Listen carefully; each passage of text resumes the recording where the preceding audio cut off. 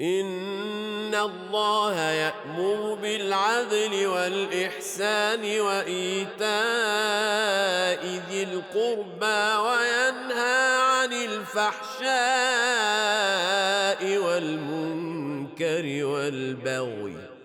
الحمد لله والصلاة والسلام على سيدنا مولانا رسول الله أشهد أن لا إله إلا الله وأشهد أن سيدنا محمدا عبده ورسوله صلى الله عليه وسلم وبعد. Dear respected brothers and sisters, inshallah today we're going to talk about how we're going to be pleased in this world, and our blessings are according to our good deeds.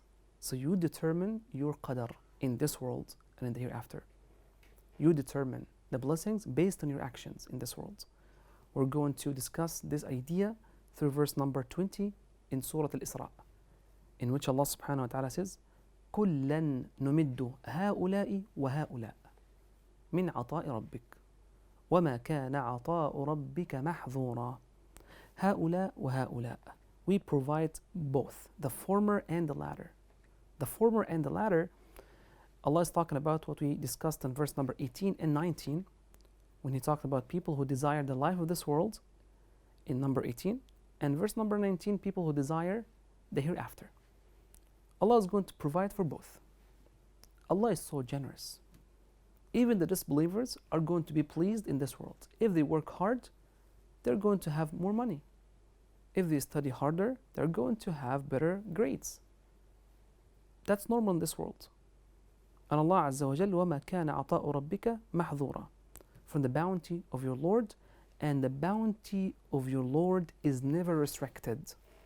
There is no end, there is no restrictions on the blessings of Allah subhanahu wa ta'ala for believers and disbelievers. The madad from Allah, the word the madad, is to give without restriction, and that's only something that Allah can do. We don't ask a madad from a human being, whether he is alive or dead. The madad is only from Allah subhanahu wa ta'ala. So am I allowed to raise my hands and say, Ya Rabbi madad, Ya Rabbi give me madad? Can I say that? Of course yes, because Allah said, Namuddu. Allah is the one who will give you without any restrictions. But can I go to somebody's grave or talk to a human being and say madad and mention a name of a human being after that? The answer is no. Because the humans cannot give you without Allah's permission, and they are always limited. The human being is always limited. He can just help you so much, but he cannot do more than his capacity. And Nabi sallallahu alayhi wa sallam talked to us about the generosity of Allah towards believers and non-believers. He said Allah's hand is full, undiminished by any spending. ملأ سحاء. Saha means undiminished. It will never decrease, His bounties. Bountiful or bountiful night and day. Allah is so generous and bountiful night and day. And then He said, have you seen what He has expended since He created the heavens and the earth? How many people have Allah created since He created the heavens and the earth? I'm not talking about people who live on earth right now. I'm not talking about the 8 billion who live on earth today. I'm talking about the 8 billion before that, and the 8 billion before that one as well, all the way back to Prophet Adam alayhi salam. And I'm not only talking about humans, I'm talking about other creations, about animals, about insects, about creation in the sea that we don't know about, and the ones we know about. Allah provides for all those creation, and He has been providing since He created the heavens and the earth. Look how generous He is, and His hands are still full. انظركم أنفق. Look how much He has spent since He created the heavens and the earth. And then He said, لا تغيضها النفقة. The Prophet said, what His hands holds has not decreased, and it will never decrease. And that's why Allah said, نَمُدُّ هَؤُلَاءِ وَهَؤُلَاءِ. We will give everyone, we have a lot. We will give our creation. The Prophet ﷺ said in a hadith narrated by Imam Ahmad and Al-Hakim, and it's an authentic hadith, as Imam Al-Dhahabi mentioned. He said, Allahu qassama akhlaqakum kama qassama arzaqakum. Allah subhanahu wa ta'ala has distributed His provision in a very wise manner. And He also distributed akhlaq and good manners amongst people. Akhlaq, good manners, is actually a part of Allah's rizq. It's a part of Allah's provision. So I have this job because Allah decided this job for me. Someone else has another job. I don't compare myself to him. Somebody has a car better than my car. I don't desire his car. I'm happy with what Allah has given me. I'm satisfied. His phone is better than my phone. I don't care. I don't care. I only compete with him in good akhlaq, not in material things. And then he said, sallallahu alayhi wa sallam, Allah gives this world to whom He loves and whom He doesn't like and whom He doesn't love. Allah loves the believers. Allah loves people who obey Him. He will give them in this world. And He might not like the disbelievers and their actions, but He will continue to give them, and we can see this. وَلَا يُعْطِي الْإِيمَانِ وَالْآخِرَةِ إِلَّا مَنْ يُحِبُّ. So this world is given to everyone because it's not so precious to Allah. But the hereafter and belief is only given to people that Allah loves. May Allah subhanahu wa ta'ala love us all and grant us iman and the blessings in this world and in the akhirah. Allahumma ameen. وَمَا كَانَ عَطَاءُ رَبِّكَ مَحْظُورًا. No one can restrict the bounties of Allah. And then Allah subhanahu wa ta'ala says, انظر كيف فضلنا بعضهم على بعض. That's what I've been saying. And this is the theme of this episode. You determine your qadr. You determine the blessings. The blessings that you have today is because of your actions, because of decisions that you have made. You have to make a decision every day. You basically have to make a choice every day. You have to choose to go to work or not to go to work, to study or not to study, to be good to people or not to be good to people, to be obedient to parents or not, to pray or not to pray, to fast or not to fast. You can choose. And your choices collectively over time, they determine your blessings in this world and your destination in the hereafter. انظر كيف فضلنا بعضهم على بعض. See how we have favored some over others in this life. In this life. Some people have more money than others. Some people are stronger than others.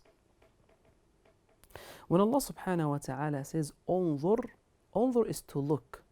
But another here is to look with determination and with reflection on Allah's blessings that He has given people. Let's think about it. If you see someone has more kids more than you, better job than yours, more wealth than yours, just relax and sit back and watch and انظر. That's what Allah is asking you to do. انظر. Why is He given that blessing and I'm not? Why? Think about it. What have I done for Allah to decide this for me? انظر. Allah is saying انظر, reflect. كيف فضلنا بعضهم على بعض. Rich and poor, healthy and unhealthy, wise people and unwise people, employers and employees. But we have to keep in mind that whatever people are given in this world is not comparable in any way, shape or form to the hereafter. Allah says, وَلَلْآخِرَةِ أَكْبَرُ دَرَجَاتٍ وَأَكْبَرُ تَفْضِيلًا. It's a different level. The real life is the hereafter. وَلَلْآخِرَةُ أَكْبَرُ دَرَجَاتٍ. But the hereafter is certainly far greater in rank and in favor. The hereafter is certainly far greater in rank and in favor. Don't focus in this world. In Jannah, people are going to be in different levels. And people of hellfire are going also to be in different levels. And levels of hellfire, may Allah subhanahu wa ta'ala protect us from that, are called darakat, lower levels, darakat. But the levels and the ranks of the Jannah are called darajat. May Allah subhanahu wa ta'ala allow us to darajat. The Prophet ﷺ described how people are going to look at each other in Jannah.